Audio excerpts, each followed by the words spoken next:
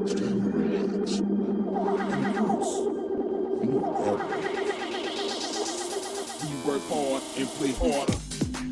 that's just the goal with the Sharp Football Analysis podcast, is to discover and uncover new ways to analyze football, and then share that information and disseminate that material in an easy to understand manner.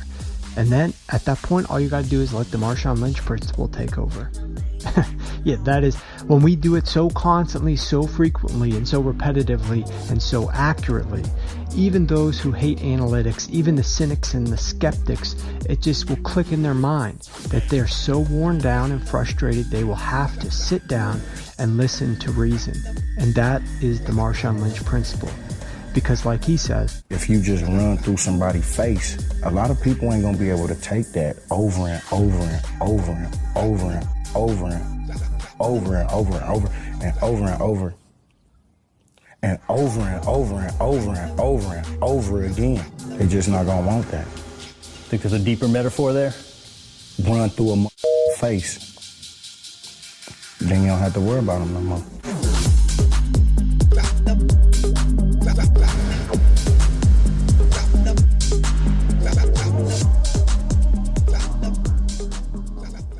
Hey, welcome into the Sharp Football Analysis podcast. My name is Warren Sharp of sharpfootballanalysis.com and sharpfootballstats.com. We have an interesting show tonight. The Periscope, this is based on a Periscope show that I record every single Monday night, 8 p.m. Eastern. Follow me on Twitter at sharpfootball. You'll see me tweet out a link to this video Periscope where I'm walking through everything that we just saw in the Sunday's games, in this case, Week 8's games, and turning ahead and spinning that towards Week 9 and projecting. In the middle of this Periscope show, the breaking news hits about Jimmy Garoppolo's trade to the San Francisco 49ers from the New England Patriots. And I was unable to really focus on many of the comments during the show, unfortunately, so I saw something about it, but I couldn't really focus in on it. We were having some technical difficulties getting a hold of Evan Silva, and then Evan called into my phone that I'm recording the Periscope on, and it basically cut off the Periscope, which was in fact a blessing in disguise because the audio wasn't working anyways to bring him on. So then about 45 minutes later, while Evan was out grabbing a steak, we had a special Jimmy Garoppolo press conference with Evan Silva to interview him about the trade, to get his take on the trade and all of his insights regarding that trade, plus some discussion with regard to other trades that occurred in the day, and in addition, some of his Week 8 recap and Week 9 look ahead. So we've got a great show tonight because we had my full segment talking about some of the crazy things that we saw in this week's games, some of the interesting things that we've seen around the league in terms of one in particular that's great that we start off at the top of the show, and that is one of the things that Bill O'Brien is doing really well for Deshaun Watson. So that is an incredible initial piece, but then we talk through a number of other segments. We talk about the LA Chargers, their lack of efficiency, stupidity on their third down passes where they only went 1 of 7, why they weren't targeting Hunter Henry. We talk about what teams need to do. This is the one thing that a team needs to start first and foremost when they go to New England. If they don't work on addressing this issue, and they're going to be presented with this multiple times, I can guarantee it, every single team that plays the New England Patriots for the rest of this year, if you do not fix this one issue, you are going to cause a serious uphill battle for yourselves. And it's a very easy issue to fix. Very easy. So I'm going to share about that. Then we're going to dive into some of the strength of schedule stuff for the rest of the season. LaShawn McCoy. In addition, I recorded this before Ezekiel Elliott just was suspended. So we now have Ezekiel Elliott. The 6-game suspension has been reinstated. Now, it's not even 100% guaranteed. I guess they got 24 more hours to appeal it. So I'm not going to bother talking too much about it right now. We will address that with Evan in our Friday night podcast. So if you're not subscribing, subscribe on the iTunes store to the Sharp Football Analysis Podcast, Sharp Football Analysis Podcast on iTunes, and you'll see the take on that Friday night, whether he is or is not in the game, and what we think about that in relationship to his matchup this week against Kansas City for the Cowboys, as well as moving forward if Ezekiel is not in there. But their schedule for run defenses is very palatable moving forward, very palatable, very manageable. We talk a little bit about the Bears, some of the unfortunate mistakes that they made. So there's a great show that we do before we even bring on Evan Silva, and then there's a lot of trade discussion and that sort of thing. So I'm merging both of those together. We're going to play them one after the other right after I'm done with this intro. So I really hope you guys check it out. We just watched Trevor Siemian lay a total egg on national TV here in this game against the Kansas City Chiefs. Just a terrible performance, completely inaccurate passes. It's like the guy in times was thinking that there was no defense out there. Like he was just free to scramble around and just throw the ball wherever, and it would go right through defenders' hands, like to zip through it like they're ghosts, and to go right to his receiver. It was just some really horrible interceptions in an ultimately easy victory for the Kansas City Chiefs. So a few quick things. Number one, make sure you're following myself and Evan Silva on Twitter. I'm at Sharp Football. Evan is at Evan Silva. That's step one. Step two, make sure you guys are checking out sharpfootballstats.com. So much good information there. I'm actually going to be launching a new page within sharpfootballstats.com. I'll post a link to that, but I'm going to list out, because some people always ask me questions about what pages should I start at? Like if I'm just starting to try to break things down, there's so much good information here, but I'm really getting lost in terms of where should I start and what should I look at. I'm going to post a page that contains the most important pages that you should check out, and then also a page that lists out the most popular pages that you should check out. And I'll be interested to see, because I don't actually know. I know a few of the most popular pages, but I'll list out like 5 to 10 based upon my analytics of the site, which pages are getting the most hits, let's say, within the last month. Within the month of October, where are people going the most? And then I'll indicate where I think some people should go a little bit more. So that's going to be coming out later this week, probably on Thursday. So that's a new development at the site. My strength of schedule information, which is unlike anything else that's out there in terms of figuring out the best spots for players, the best spots for teams. You can be utilized for daily fantasy. It can be utilized for sports betting. That gets updated Tuesday evening. So whether it's extremely late Tuesday evening or first thing Wednesday morning, you're going to be able to find all of that information. So I highly encourage that you check that out. And in addition, of course, we have the Sharp Football Analysis podcast that I record late Friday night. That podcast contains all the latest injury information, comes out Saturday morning. Highly recommend that you give that a listen. We really appreciate it if you can rate these podcasts at the iTunes store. Give it a 5-star review. That's really helpful for this project that Evan Silva and I are doing. We love breaking these games down in such great detail with you guys. We really enjoy the concept of this podcast. It's so much different than anything else that's out there in terms of the depth. You're getting this on Tuesday morning early. Hope you guys have a great Halloween. Enjoy the rest of your week. Be safe tonight with your kids. Have a great time, but keep them safe as well. And we will catch you guys on Friday. Don't miss out on sharpfootballstats.com tonight. And until then, good luck with all your research for this week.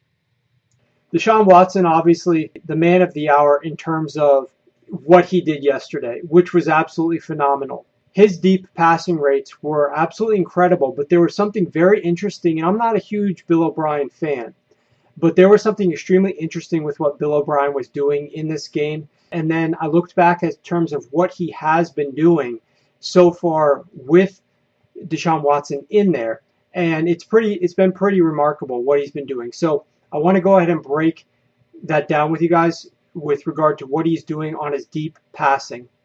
But first of all, I mean, this is insane.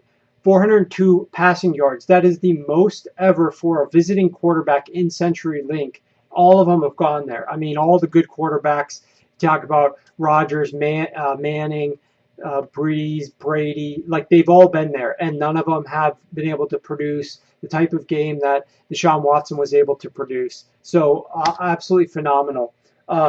But here's the one thing that I want to talk about with regard to strategy, because one of the big things for me on the show is sharing strategy from what I've seen from the coaches and what they are able to do in terms of adjusting and modifying their game plan. On third down, you know how they went deep so often, right? But on third down this past week, they only went deep once. One deep pass attempt on third down. And you might think that that sounds a little counterintuitive. Like most of the time you're in desperation mode on third down if you're passing. So wouldn't you be firing the ball a little bit deeper down the field?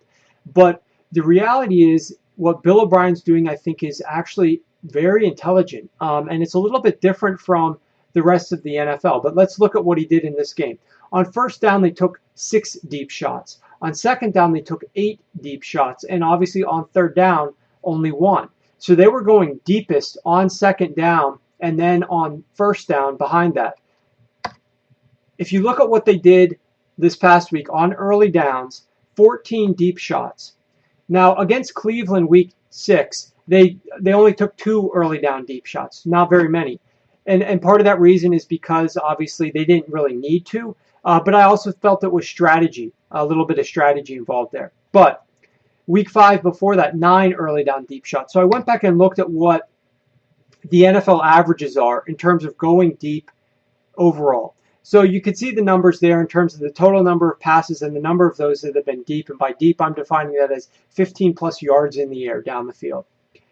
On first down, you can see what they've been doing there. Okay, the NFL average is 39% of their deep shots come on first down, 32% of deep shots come on second down, and 27% of deep shots come on third down. So it's obviously tilted a little bit more to first down, but there's still a significant amount of deep shots that get attempted on third down.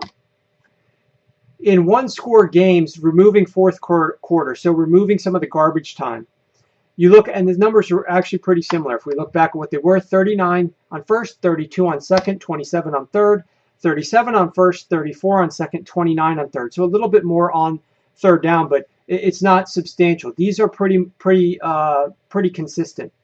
But what they've been doing with Deshaun Watson since he's been there in quarterback is this. 40% of his deep shots have come on first down, and 49% of them have come on second down. That's almost half of his shots that are deep down the field are coming only on second down. Very rarely are they actually going deep on third down. You can see only 11% of the time. Why could that be? Well, if you think about it critically, it actually makes perfect sense. Everything in the NFL, and I've said this on last week's show, I've said it before that, I'm going to keep saying it. To win in the NFL, you have to catch the defense off guard. You absolutely must do something that the defense is not expecting you to do. The best time to throw the ball deep down the field, to be aggressive deep down the field, is when there is a threat to run the football as well. When there is a threat to run the football, the defense has to somewhat respect that, especially if they're doing a lot of these play action and other types of, the style of offense that they're running. There's a lot of commotion in the backfield at times where the DBs have to focus their eyes a little bit on that. And that's not really going to be as believable if you're doing that on 3rd and 9, because who's going to really run the ball on 3rd and 9? Not very many people are going to do that. The averages are once you hit past 2 yards to go, you're throwing the ball on 3rd down. So the defense knows that they're playing it. So you've got plus EV coverage when you're throwing the ball deeper down the field on 1st and 2nd down. The other benefit of this, which is great, is you have a chance to convert on 3rd down. The goal obviously is to avoid 3rd downs entirely. The goal is to bypass 3rd downs by efficiency on 1st and 2nd down. That's the custom analytic I invented several years ago, early down success rate. It's bypassing 3rd down, because if you fail on 3rd down, then you're kicking the ball most of the time, whether it's a punt in most cases or some cases it's a field goal attempt. You don't want to be in 3rd down. 3rd down is not the down to be in. We'll discuss a little bit more about 3rd down momentarily. So the goal is to avoid third downs entirely, and that's one of the things that they're able to do if they hit on these deep shots on first and second down. If they don't, then at least they have the opportunity to do something positive for themselves on third down, which is just convert. You don't throw the ball way down the field. You don't take these desperation heaves.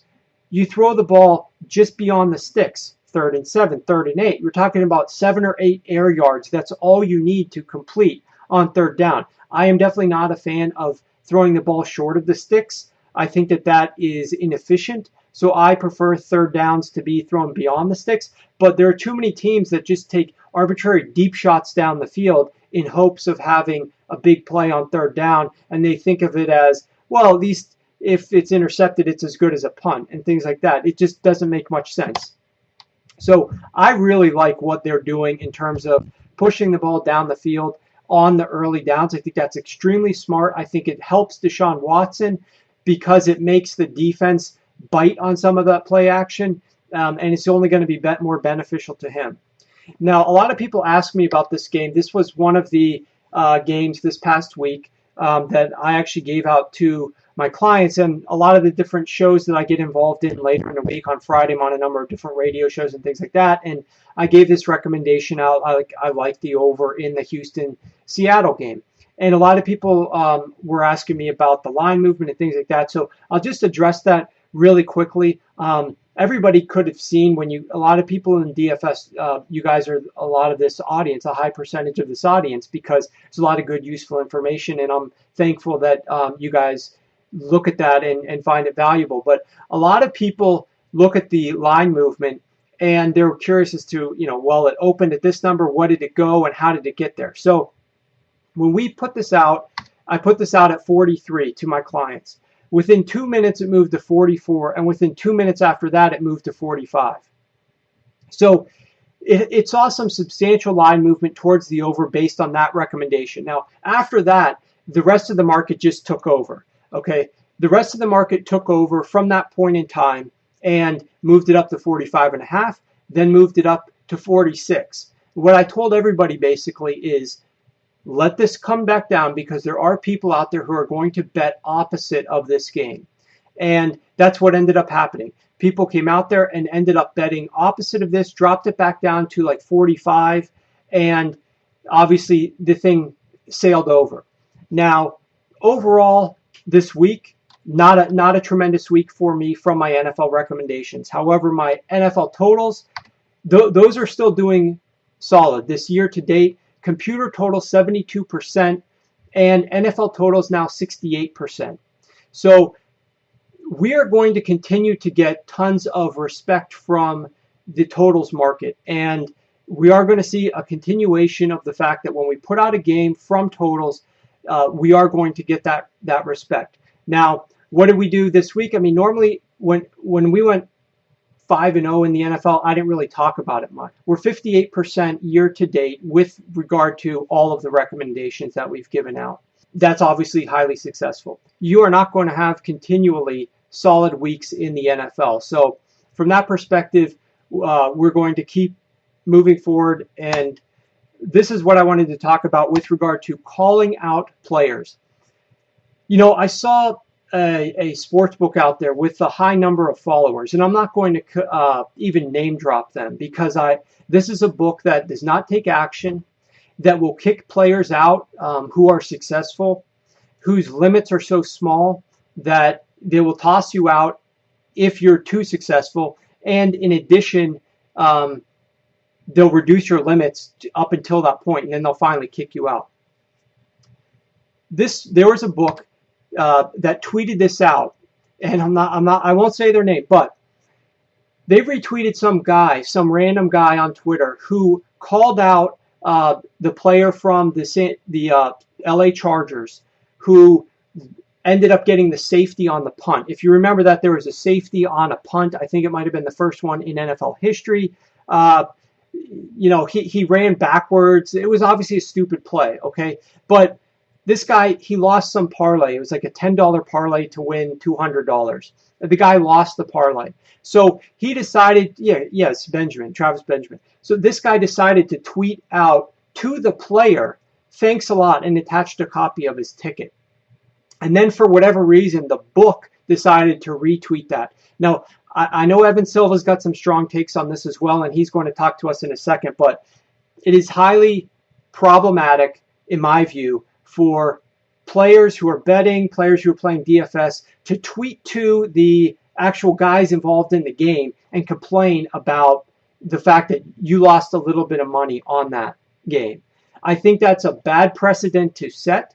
If we're trying to get legalized sports betting in this country, like communicating to the players about the spreads and things like that are terrible. And I think it's just so below people to go after the players who are obviously not trying to make mistakes, but everybody makes mistakes. I mean, every single person in their own walk of life makes mistakes at your work, in your personal life, what have you. And even though it's in front of the stage and somebody lost money based upon that, I think it's irrational and just very classless to go after players. And whether it's from guys who don't live up to your fantasy expectations and so you don't do well, look, live and learn. There's another day, another game.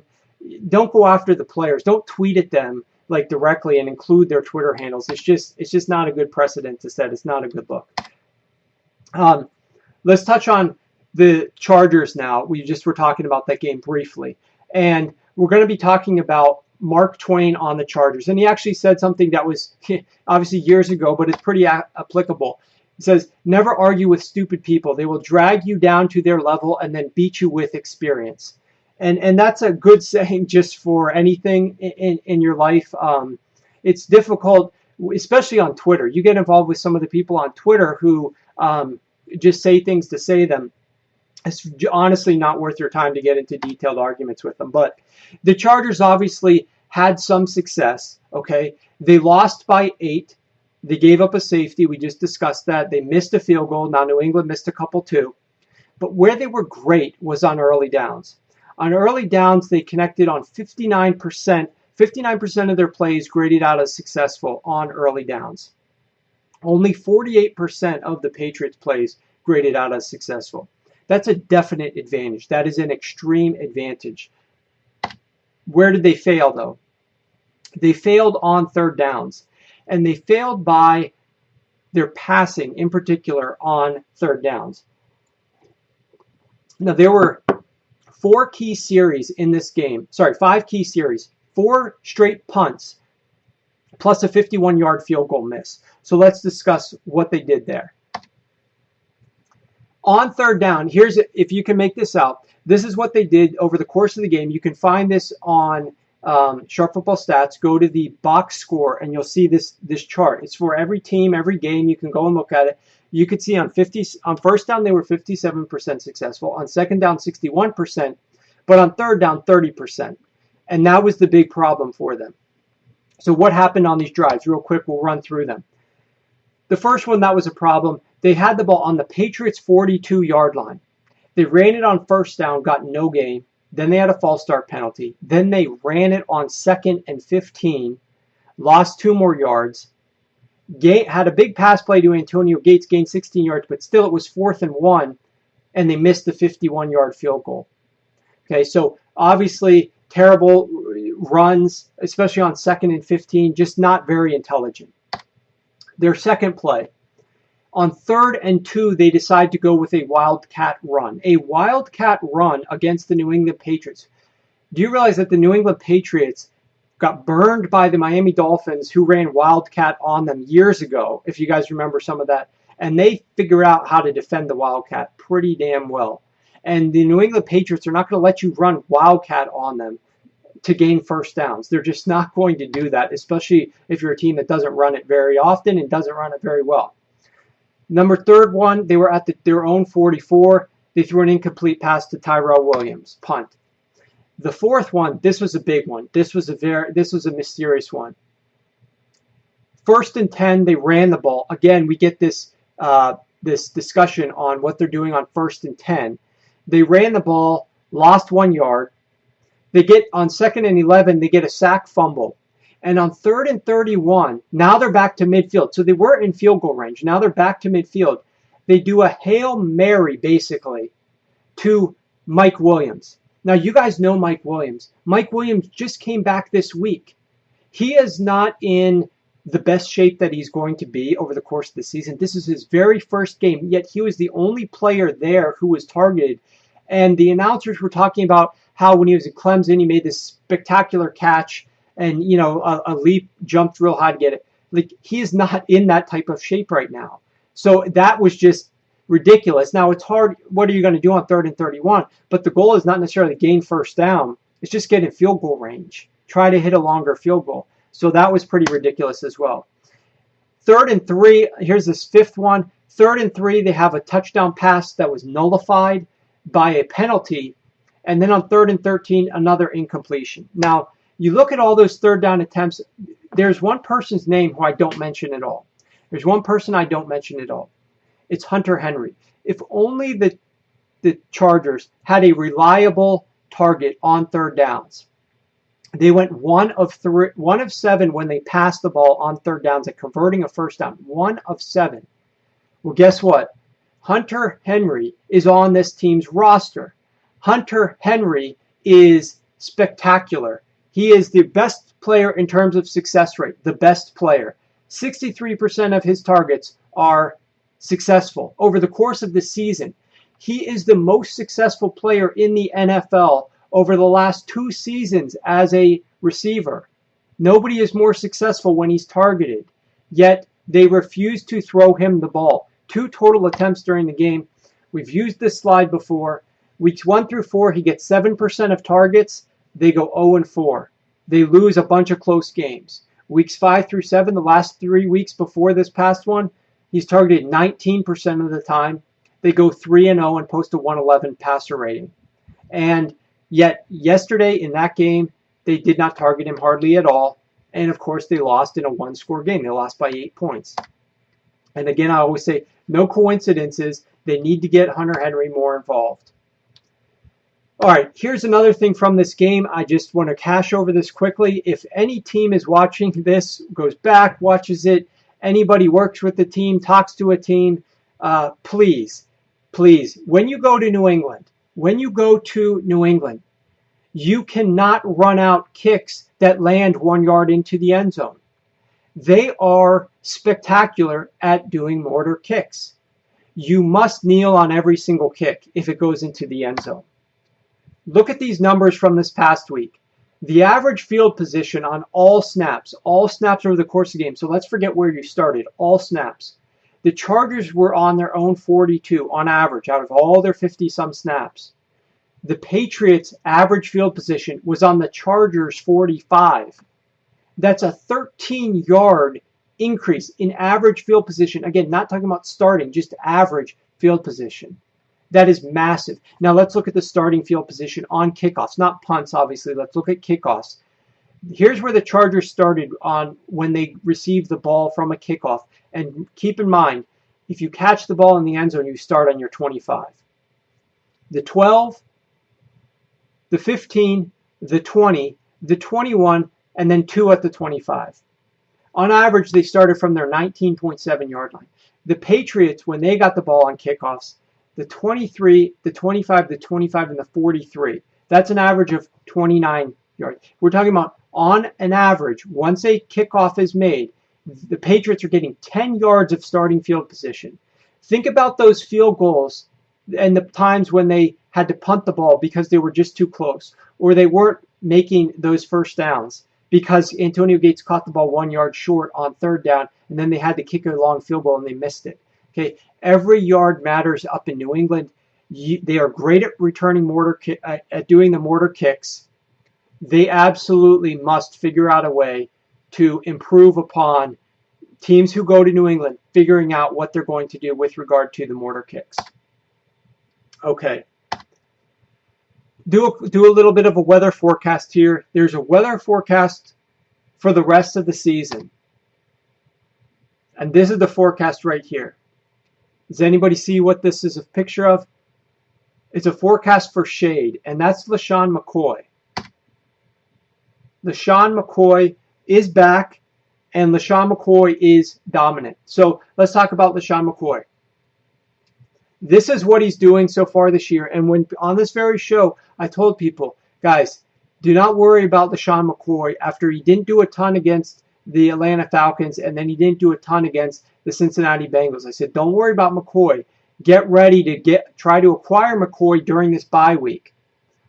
LeSean McCoy, this is the strength of schedule of opposing rushing defenses that he's about to face this year. Look at the most difficult ones that he's faced already. Carolina, Denver, who played tonight, Cincinnati. Look at who he's about to play. The green means easy, okay? The green means easy. LeSean McCoy, in terms of target share for this game, 34 opportunities. 34 opportunities. The rest of the Bills had 24, less a couple of Tyrod Taylor rushes, okay? Look at that commanding rate that he is getting in terms of usage. And the rest of the Buffalo Bills are not getting nearly as much usage. He had 151 rushing yards alone, 56% success rate, 1 touchdown, and he's got the absolute easiest schedule the rest of the year, the absolute easiest schedule.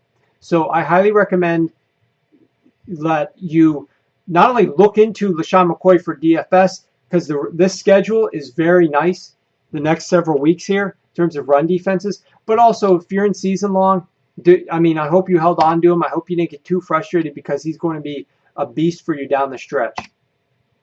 Now, don't forget Ezekiel Elliott as well. 150 yards rushing. I talked about Ezekiel Elliott last week. I talked about his rest of the season schedule. He could have had 3 touchdowns.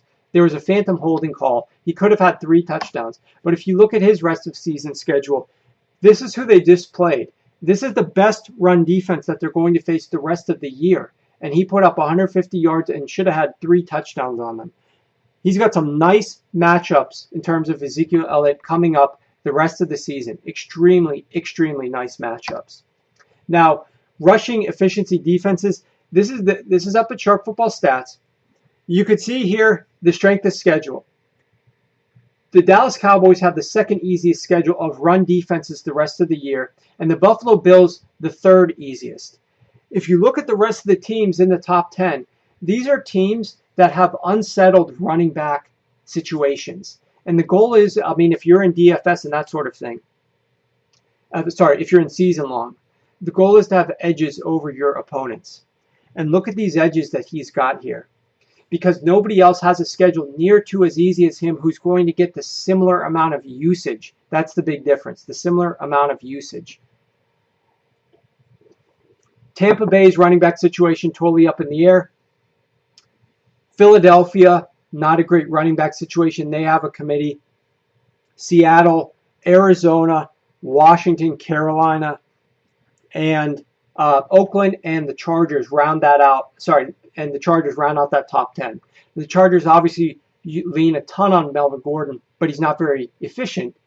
He produces a lot in terms of points, and he had that great run down the right side of the sideline, but not very efficient. Not very efficient.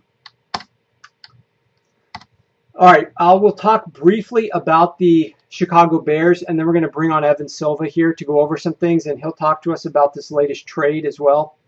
The Chicago Bears. The one thing about the Bears and a number of teams like the Bears is they can absolutely not afford to cost themselves production, to cost themselves efficiency. They're just up against it. They've got too many obstacles to overcome. The Chicago Bears can't afford to do things like they did in this game, where they went back-to-back run plays in the red zone.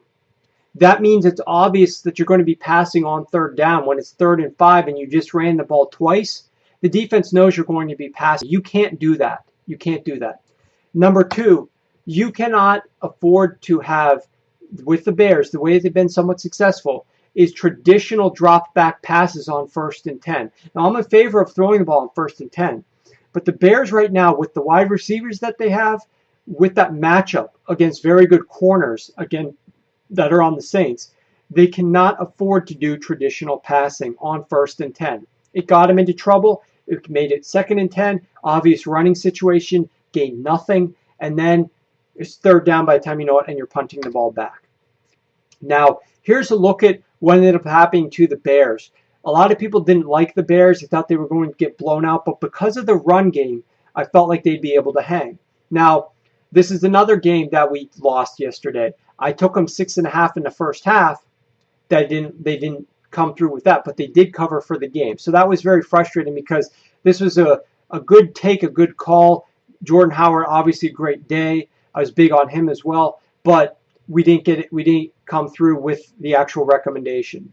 But at any rate, first down success in the first quarter, great balance. They ran the ball a ton. That's what they need to do. Lean on the run game. They were very successful whether they were rushing and passing, but look how many runs they had. That was their formula for success. But unfortunately, guys, on the very first drive, they lose Kyle Long, one of their best offensive linemen. He goes down. Second quarter, they're still trying to run the ball, but their runs are nowhere near as successful. 73% all the way down to 38% in terms of run success rate. Their passing game struggled as well. Third quarter, their run success rate all the way down to 13%. They still were trying to run the ball. They still stuck with it. This is why Jordan Howard, no matter what the situation is, this guy, unless he's down by 20 points, they're going to stick with him. He's going to get the volume. They're still trying to run the ball on first down, but they're just not having success. They lose another lineman at this point. So they're down 2 starting offensive linemen, and they're still trying to run. Of course, they get in desperation mode. In the fourth quarter, they're only 30% run, 70% pass on first down. 15 pass attempts. Obviously, that's not a recipe for success, but I was highly impressed by the way that this team fought tooth and nail to come back into this game. They lose 2 starting offensive linemen. Their starting tight end with a brutal injury, absolutely brutal to see, which, by the way, I have no idea why they continued to replay that injury over and over and over again. Once is enough, guys. Once was plenty for that. And Kyle Long obviously went out the first drive of the game. So very difficult situation, but very good production overall for them. I thought it was a very good game for the Chicago Bears. And hey guys, we had a stupid technology glitch, but we're back, and Evan Silva is going to be joining us.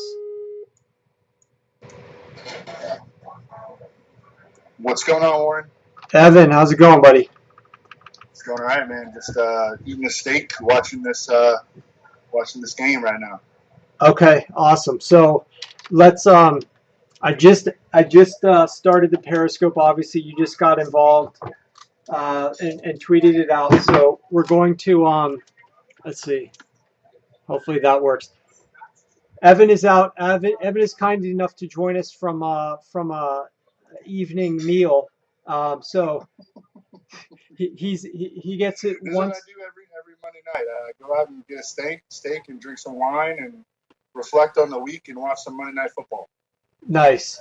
Yeah, no, it's great. It's great. So obviously we saw this breaking trade, and I did not I didn't even hear anything about it because I was recording this Periscope, so I wasn't even involved with Twitter and what was going on. Obviously, that's the way the news breaks nowadays. The big game's on in the background, but I couldn't see it. So tell everybody exactly, what the terms were for this deal. So the Patriots traded Jimmy Garoppolo to the 49ers for a 2018 second-round pick, which right now would project to be, I think, the 34th overall pick or the 33rd. It's going to depend on the second half of the season, basically. But the trade terms right now are very similar to what the Patriots acquired for Matt Castle.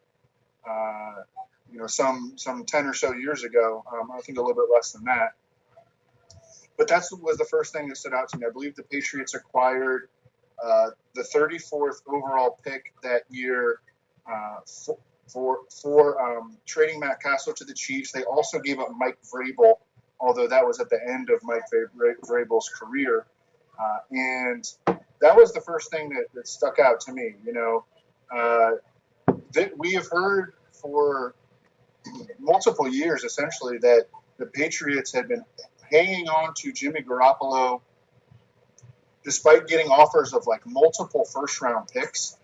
And, you wonder if that was just the Patriots manipulating the media in hindsight into believing those things. I mean, I certainly can't say for sure, but that's something that would be one first thing that jumped into my mind. And then also, if you just compare it to other quarterback trades, we saw another huge quarterback trade toward the end of, I think it was about 9 days before the season last year, involving Sam Bradford. The Eagles acquired a first-round pick and a fourth-round pick in exchange for sending Sam Bradford to the Vikings. So that trade looks very, very good right now, I think, for the Eagles relative to this Jimmy Garoppolo deal. At the same time, say what you want about Sam Bradford, he has like a sustained level of play. You kind of know what you're getting in terms of his performance, and you really don't know what you're getting in terms of performance from Jimmy Garoppolo. Everything is in such small samples and such, in maybe the best run organization in all of sports that knows Jimmy Garoppolo much better than any other organization. I think that in terms of skill set, what the 49ers would hope that he would be almost a carbon copy of Kirk Cousins. I think he's a little bit more athletic than Kirk Cousins, but a smart quarterback who plays inside the structure of their offense and is every once in a while able to do something outside of structure that will keep the chains moving with his legs, et cetera. But, I think it's probably going to end up being, I think that I would look at it right now as a trade that makes sense for both sides. The Patriots get a shot at what looks right now to be a top 35 player in next year's draft. Rookie contracts, getting good players on rookie contracts. There's nothing more, valuable than being able to land starters on rookie deals, and they'll have a shot to, find 4 years of service at around the league minimum next year with their pick, and then the Patriots or the 49ers get their chance at a franchise quarterback. So, I mean, more upside, I would say, certainly for the 49ers. But again, the Patriots know Jimmy Garoppolo better than anyone. What do you think this means in terms of let's talk about the building, the structure of Kyle Shanahan and that team? What do you think this means in terms of their future? Because they were talking about possibly bringing in Kirk Cousins, and now Kirk Cousins obviously is not going to go to San Francisco. So now that's going to create a whole domino effect of where Kirk Cousins could go. Do you assume that they felt like the terms to acquire Jimmy G were most palatable as opposed to trying to get Kirk Cousins or somebody else? Yeah, I mean, Kirk Cousins, well, again, and Kyle Shanahan knows Kirk Cousins well, certainly. But the contract that is going to take to acquire Kirk Cousins next offseason, in addition to any potential trade compensation, I mean, the Redskins could theoretically franchise him again and then trade him. It's a lot more risk, I think. And so I think what the 49ers are going to have to eventually give Jimmy Garoppolo some sort of extension.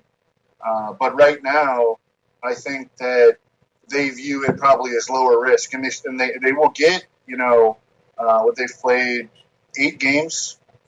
Yeah, so they will get 7 to 8 more games. I'm not sure he will play this week, but they will get 7 to 8 more games to evaluate him. They play the Cardinals, and they will be able to make. They play the Cardinals this week, but I'm saying, yeah. So I don't know if he will play this week. Oh, right. After being acquired on Monday, he may, but I think they're going to want to try to put him in the most favorable situations as possible. Their offensive line has been a major issue, in terms of their pass protection. Pierre Garçon got hurt last week, so. And Staley just got that orbital fracture. Yeah. They do have, this is their schedule. They've got 3 straight home games. They've got a bye week 11. So they're home against the Cardinals, home against the Giants, bye, home against the Seahawks. So that's what San Francisco has on deck. Yeah, I don't know if we'll see him play this week. We will find that out later in the week. Maybe they'll give him the second half or something. Maybe they'll give him the whole game and try to keep it real simple with him. But he's going to have to learn an entirely new offense. He's been with the Patriots. He's got to learn Kyle Shanahan's system. Yeah, that's a complicated system. I mean, Matt Ryan didn't have success until year 2 of that system. He was there for 2 full off seasons plus an entire season before they started having some success. So that is going to be a complicated system to figure out and have some success. Matt Ryan really struggled in that system in his first year. Yeah, a lot. It was to the point where Matt Ryan even stated publicly, at times it was just too much. He used that phrase, too much, to describe Kyle Shanahan's offense in the first year, and it really, really took off, obviously, in the second year. But, yeah, absolutely not something that you just pick up and learn on the fly. I wonder if he's happy with Steve Sarkisian's dumbed-down offense right about now. Because that is a far cry from what Shanahan has been able to deliver out there. Yeah, the Falcons are actually second in the NFL right now in yards per play and fifth in yards gained per game on offense, but their points per game are down by 12 points per game from last year.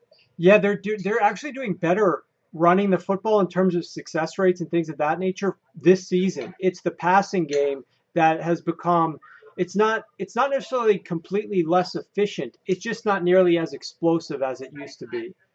They were such a downfield aggressive passing game previously, and they don't have that right now. So in terms of the Patriots, I mean, right now they got rid of Jacoby Brissett, they got rid of Jimmy Garoppolo. So and Brian Hoyer is now officially free. He just got cut by the 49ers.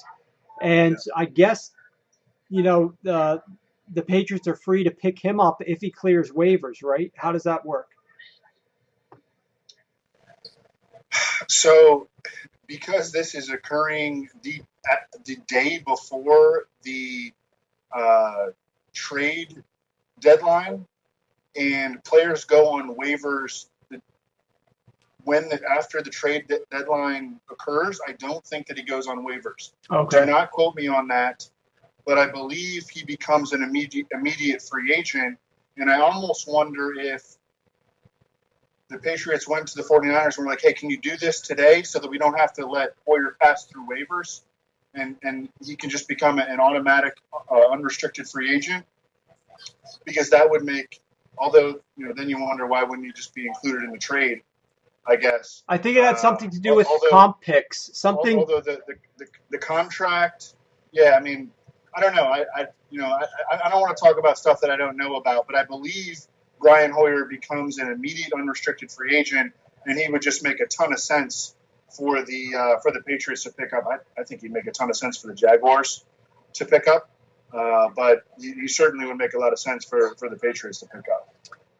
Well, one thing's for sure. I mean, C.J. Beathard definitely showed that he is not capable of running an offense currently. If he's going to get there, it'll be in a little while.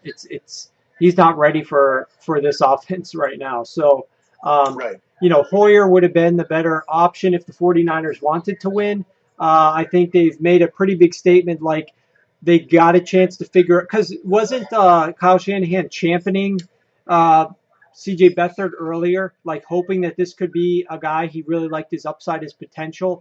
Granted, I mean, he's realized he's probably not a franchise guy right now, but probably got a couple weeks to see what this kid could take on and handle. And based on his opinion, maybe from that little test, decided to make this move right before the deadline to secure something more future. In the Peter King piece after the NFL draft, which chronicles the 49ers draft room, it's made very clear in that piece that Kyle Shanahan, the only quarterback he wanted in that draft was C.J. Beathard. And so, yeah, I mean, and I think he directly compared him to Kirk Cousins. I think that Kyle Shanahan was very high on C.J. Beathard at one point, and C.J. Beathard looked very good in the preseason, but he wasn't ready to play right away. And they pulled Brian Hoyer, even though they had really had a fine point differential. They were not as bad of a team as their record indicated in the first 6 games. They pulled Brian Hoyer, and they wanted to look at C.J. Beathard before making this move. I think they have C.J. Beathard under contract for very close to the league minimum for the next 4 years, and he will be a guy that stays in the quarterback room and learns right next to Jimmy Garoppolo. Right. Now, real quick before we jump into a couple other topics, what was your take on the trade for Dwayne Brown going to the Seahawks? I mean, that's a definite upgrade for Seattle. Do you have any take on that? Yeah, Dwayne Brown is one of the most athletic left tackles in football. I remember him, kind of showing my age here, but I remember him at the Combine. I believe he played at Virginia Tech, and he just destroyed the Combine. And, he was drafted specifically by that Gary Kubiak regime, which, of course, runs that, that outside zone running scheme, drafted specifically by that regime to play left tackle in an offense where you want all your offensive linemen. You don't even necessarily care about their size as much. You want athletic offensive linemen.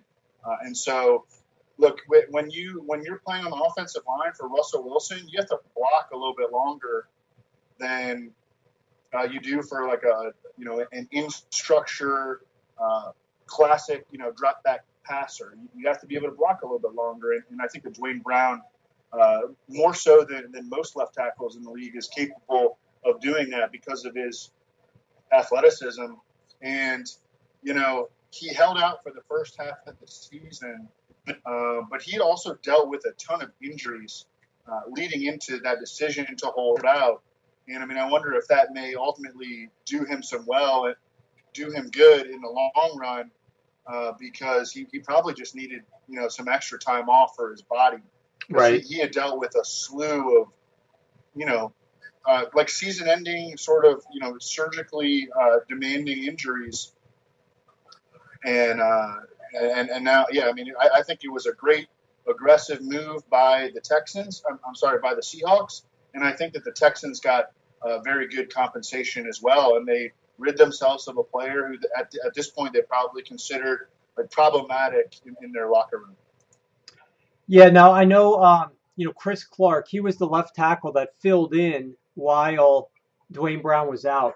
And Chris Clark was, he did well in run blocking, that's for sure. They were able to run the ball behind that left tackle, but he was injured last week. And so it was vital that they got Dwayne Brown back. So that was good. A good replacement. We'll see. Hopefully he had a calf injury, and hopefully that's fully healed. Otherwise, they'll be hurting at left tackle if he's not close to 100% this upcoming week. So that will be interesting. Any last takes on Jimmy G before I toss it to another topic? No, not really. I think we covered it. Okay.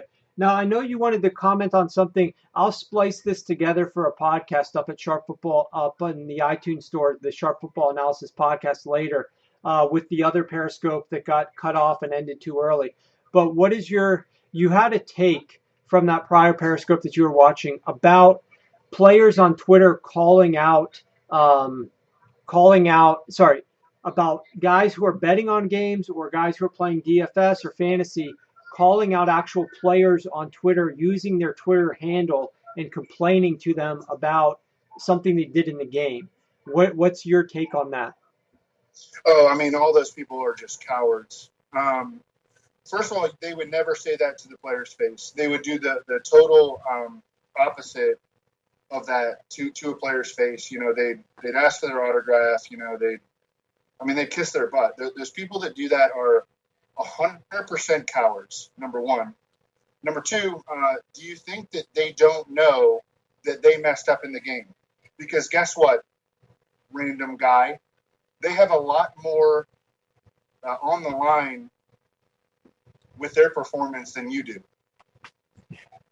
These guys can get cut after making a mistake in a game. And, you know, they have mortgages and they have kids and they have, you know, they have to pay for their vehicles, and sometimes they'll get used to living a certain lifestyle and then they get cut and they can't afford that lifestyle any longer because they made a mistake in the game. And the last thing that they need is for some coward on Twitter to be like, you know, abusing them in their mentions on, you know, on social media. I mean, what a joke of a move that is. Their performance matters a lot more to them than it matters to any clown on Twitter. It also, that kind of behavior doesn't help anyone. It doesn't help the person who's tweeting it. It doesn't help the player. It doesn't help the player's perception of fantasy football, which all in all is actually good for the players because it's just good for the game. I mean, it promotes the game. It promotes interest in the game. And fantasy football is the number one reason that the sport has grown to the level that it has. And it's the number one reason that it will continue to grow, you know, for the foreseeable future. And I really don't like it because it makes certain players hate fantasy football, and that's not how it should be. You know, it's just very unfortunate. But I don't know who raised these people. You know, like I every time I see something like that, I'm thankful that I was raised in a good way by my parents, and I mean, I can never imagine like doing something like that.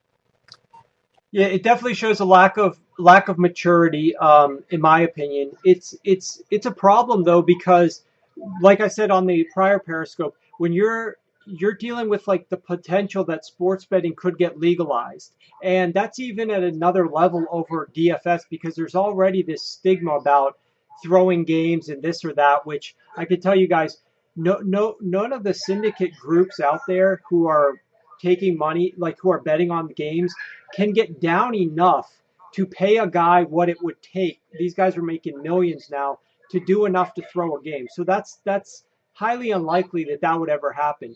But with all that involved, like complaining about a guy accidentally running into his end zone and getting tackled for a safety, and then like getting upset about that and then calling him out on Twitter is extremely juvenile, disrespectful, and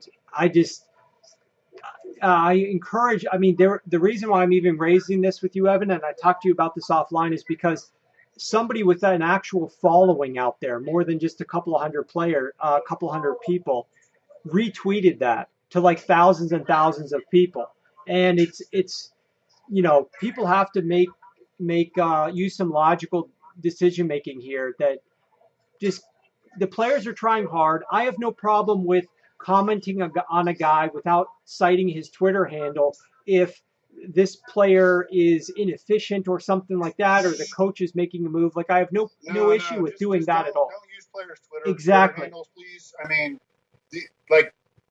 that's their personal Twitter. We can do analysis without like going directly, you know, personally at a player. Right. Don't use players' Twitter handles, please. I mean, it's that simple. Garbage. It's that simple. All right. Well, let's fly through the rest of this while we still got you on before you enjoy your steak. What is one of the biggest surprises for you this past weekend that you saw on TV from these Week 8 games? I was surprised that the Colts gave the Bengals a game. I thought that the Bengals would probably smash them, but the Colts were very competitive in that game. And what it did for me, it reinstilled how big of a problem that Bengals offensive line is. Because at home, facing one of the worst defenses in the league, they still were not able to block competently for Andy Dalton. And at this point, Andy Dalton, he has the yips. I mean, I'm sorry, I shouldn't laugh about it, but because like it's understandable at this point behind such poor pass protection, but this guy has the yips. I mean, he's not an accurate passer. He's not a comfortable player right now, and I think it's understandable given his situation. But again, facing this terrible defense that had no pass rush throughout the first 7 games that they played, lost 3 of their best pass defenders in Rashawn Melvin and Malik Hooker and John Simon, and Andy Dalton still didn't quite light him up. He wound up being very good in fantasy. He's going to be a top 5 fantasy quarterback on the week, but I expected a little bit more from him. I mean, AJ Green didn't have a big day, so just a reminder that even against the worst defenses in the league, the Bengals, their offensive line problems are so bad that can flare up as an issue and almost like bring to life a bad pass rush. Yeah, absolutely, no doubt about it. I mean, that was one of the reasons why they were having trouble going down the field, was because of that pass rush. And the Colts, year to date, not a great pass rushing team. They've been much better against the run than against the pass. And they were also without John Simon, right? And he was their best pass rusher at the time. But they were still able to get pressure that they needed to prevent those big explosive pass plays, which the Bengals were hoping to hit. They kind of went away from running the ball behind Mixon. And a lot of people, I don't know, just to digress a little bit, but Mixon's had some great first halves the last couple of weeks, and then just the touches went away from him later in the game because of the margin. But as much as I'm high on his potential there, they're getting ready to, guys, face a brutal schedule of opposing run defenses. Will the Cincinnati Bengals? If you look at their schedule the rest of the year, it is filled with very difficult teams to run the football on. So in addition to usage issues, I'm just say from a fantasy standpoint, if you're trying to trade or something like that, just be cautious because their upcoming schedule for the Bengals is going to be difficult. Evan, what is one prediction that you really felt good about that you ended up nailing this past week, with the caveat that, of course, you got a number of games wrong, like we all do every week? Yeah, definitely the Seahawks-Texans over. And Russell Wilson crushing, and he's going to end up as the number 1 fantasy quarterback on the week. And I mean, I was heavy on him in daily fantasy, and I think a lot of people that listen to the shows, and read the articles, they wound up very heavy on Russell Wilson, and a lot of people were, telling me that they won a lot of money in daily fantasy this week, and I'm just very, very happy for them. Let's try to keep making good decisions, because that's what this is all about. Just make good decisions, and you will end up with a higher probability of finding quality results. Yeah, I loved hearing the feedback on that from people who were having success in DFS as a result of those calls. It's always nice to be able to make somebody's day, make somebody's week. I mean, not a lot of people. It's hard, you know much better than I do, to take down some of these tournaments. And even if the top prizes aren't, life-changing amounts of money that all of us would probably consider life-changing amounts. I mean, some of the wins that people have been really happy about, those are massive for those individuals. So really, really happy when people are able to have some success as a result of some of the things that we are suggesting and recommending. That's pretty cool to see. What was one player or team, Evan, that fell short this past week, but you think might bounce back, whether it's this week or sometime in the near future? I've struggled with this one in recent weeks, Warren. Right. I don't know. Maybe it's because of my own recency bias. I look at, I'm just like everyone else. I look at, what just happened, especially on Mondays. I'd look at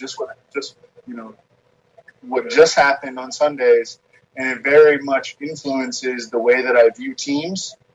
But I would say that the team that really, really needs to get something going, well, first of all, the Redskins really do, but the team that I pinpointed was the Lions. They have, and we pinpointed them early in the year as a team that was fraudulent. And even before the season, I mean, they were one of the teams that I was strongest on the under in terms of their win total. But they've lost 3 straight games, and they've lost 4 of their last 5. And their only win in that 5-game stretch was a 7-point win over Case Keenum in a 14-7 game. So this team, if they're going to get their season turned around, they're going to have to start very, very soon. They're not very good on offense or defense, and as we all know, that can be a problem.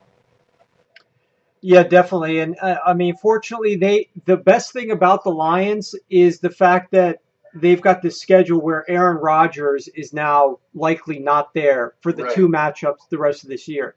That could be massive in terms of their division projection and that sort of thing, because there's no doubt they would have been big underdogs in Green Bay this upcoming week. But there's no Aaron Rodgers there now. And what the line is, where are they at here? Monday night. The line is now Detroit -2.5 on Monday Night Football. I mean that would be unheard of if Aaron Rodgers was there. Obviously, the line would be a massive swing towards Green Bay coming off of a bye week, playing on Monday Night Football. What would you guess if you had to guess? I would guess -8 Green Bay. Yeah, well, actually, maybe -9. I can tell you what the line. Let me find it here. I will tell you, I'll look in my 2017 football preview. This is a great resource, guys, even right now in the season, because you can flip here and you can find what the spreads really were at the start of the season. And in this particular game, this was really capable of being bet. The line was, let's see.